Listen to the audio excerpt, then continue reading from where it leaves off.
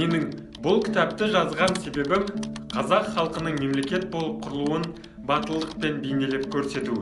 Ілияс Есенберлин. Ілияс Есенберлиннің көшпенділер шығармасының беттерін мұқият зерделеп оқымайынша қазақ ұлтының сан ғасырлық тарихын талдап пайымдау мүмкін емес. Әнуар Әлімжанов. Бұл шығарма барша жұрттың біздің тарихымызға қызыға қарайтын, ежелден азаттыққа ұмтылып, ұлттық тәуелсіздік үшін ерлікпен күрескен қазақ халқының жүзеге асқан арманы тұрғысынан қарауға мүмкіндік берді.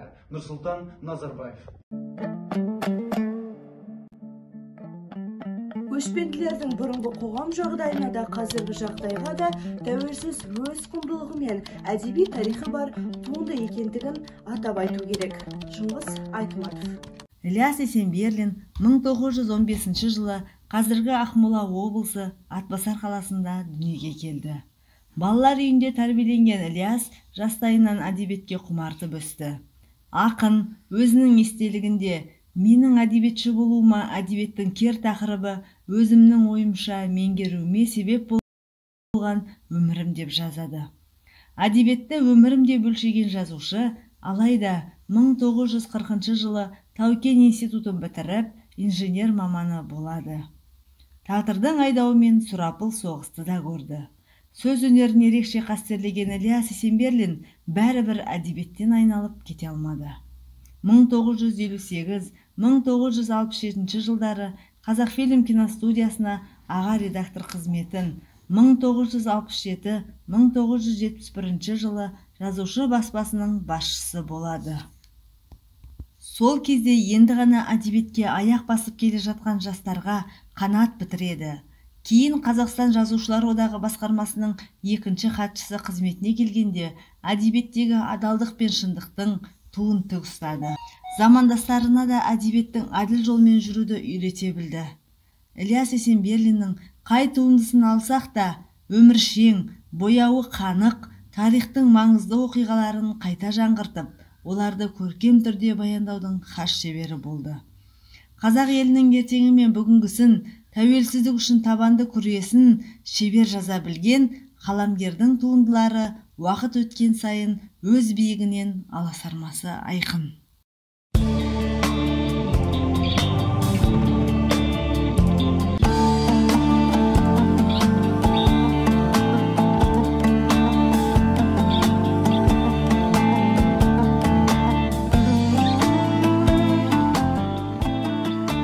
15-16 ғасырларда Алтын Орданың бір бөлшегі саналған ішкі Еуразия даласында бірнеше дербес мемлекеттер пайда болды. Олар Қазан хандығы, Астрахан хандығы, Қырым хандығы, Сібір хандығы, Ноғай ордасы, Қазақ хандығы. Керей мен Жәнібек хандардың Қасқа жолды салған Қасым ханның, Ескі Сүрлеуді салған Есім ханның, Салқам Жәңгір мен Әз Тәукенің, ыдыраған ұлысты ұйыстырған Абылай ханның, соңғы хан Кенесарының маңына топтасқан қазақ халқының тәуелсіздік үшін күресі содан бері бір сәт толастамады.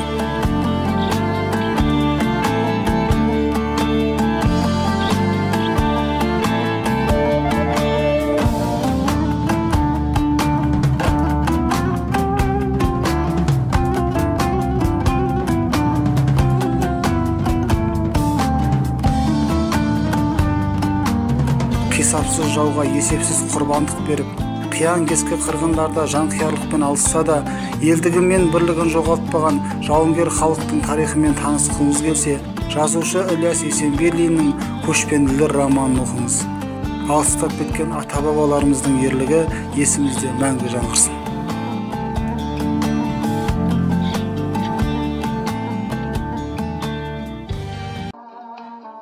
Ілияс Есенберлин «Көшпенділер» трилогиясы, бірінші кітап. Алмас қылыш. Ғибратнама. Жалғыз адамды жау алады. Ал көп біріксе, ешкімде жеңе алмайды. Көп қорқытақ, терең батырады. Егер екі қолдың 10 саусағындай қазақтың бас рулары қос жұдырық боп түйілсе, қандай жауына болса да қауіпті күш. Қазақ елі нағыз бір алмас қылыш қой. Қарашы, алмас қылыштан айни ма?